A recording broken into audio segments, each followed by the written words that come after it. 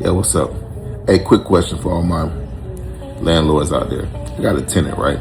Tenant's been a model tenant for like 4 or 5 months since I purchased the property. It's a 6-unit building out in Birmingham. All right, so this tenant has paid on time every month, no issue. December come around, the first hit, with no payment. Second, third, fourth, fifth hit, with no payment. I call him on the 5th, the phone rings. Try back again tomorrow, call him on the 6th, the phone rings again, nothing. Try back the next day to call him on the 7th, the phone going straight to voicemail. And when the phone went straight to voicemail, the first thing came to my mind is Buddy locked up. Searched his name on our inmate search list in Birmingham. Sure enough, he popped up. So here's my dilemma. I'm gonna send a 7-day notice because that's part of what I need to do as a landlord. After the 7 days go by, which the 7 days will go by, do I A, file eviction, leave out my bread, B, try to find a relative to see if you want to get his stuff or what have you, or C, just let it ride out. You let me know. So here we go for part 2, right? My tenant has a drug charge. That's why he's incarcerated right now. And the dilemma I have is this is a pivotal moment in a person's life that can really dictate the rest of it. He's 48 years old. All right, cool. So he has his shit together, got his own place, paying his rent on time, presumably got a job, and he gets arrested for drugs, illegal possession. All right, cool. He has no bond. That's the difference maker. No bond. So with him having no bond, it goes like this. I don't know when he's getting out. When he get out, I don't know if he got a job. When he got to get out and don't have a job, then it's like a whole time to find a job. Then get back on schedule, paying bills. But now he got a record. Can he really find a good job? Can he go back to his old job?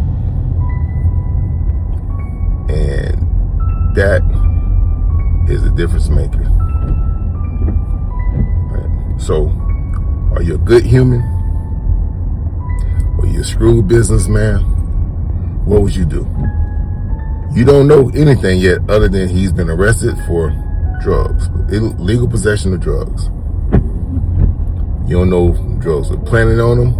You don't know if you're a drug king. You don't know anything but what the police record says.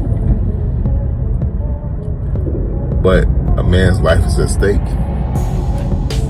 and he could have made a decision. You don't know.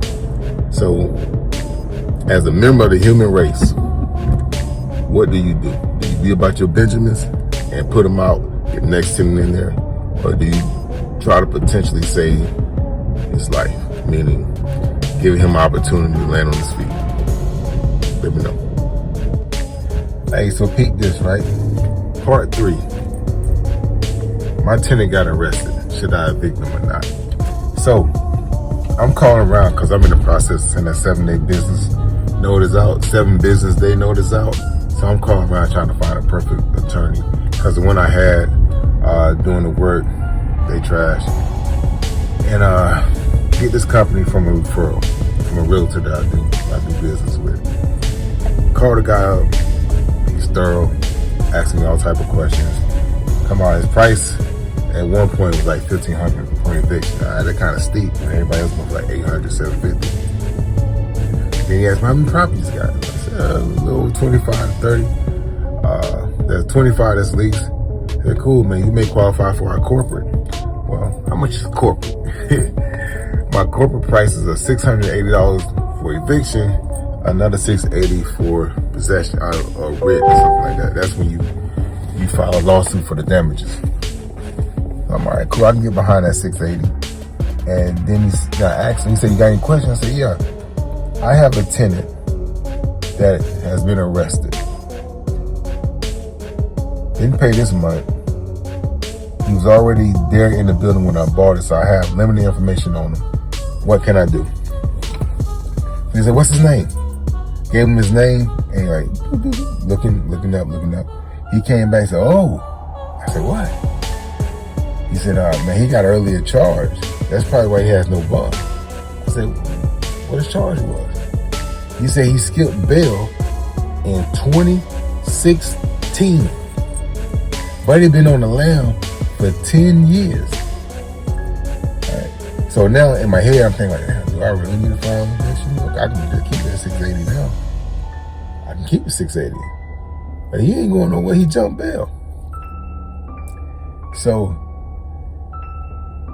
I said, for 10 years? He said, yeah, when he got picked up, they're probably going to transfer him back, and yeah, he probably going to sit for a minute. I said, cool. In my head, I'm thinking like, save me $680. On the outside, like, that's kind of messed up. I'm thinking, well, shit, what I'm going to do with this shit now? And that's been kind of like, the gears been turning.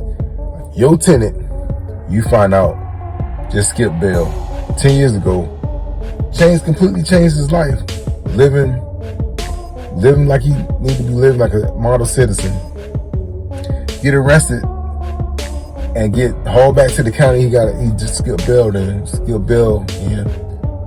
he may have to sit down. I don't know if he got to sit down or not, but he may have to sit down for a while. Boy, I'm just gonna throw this shit out. What would you do?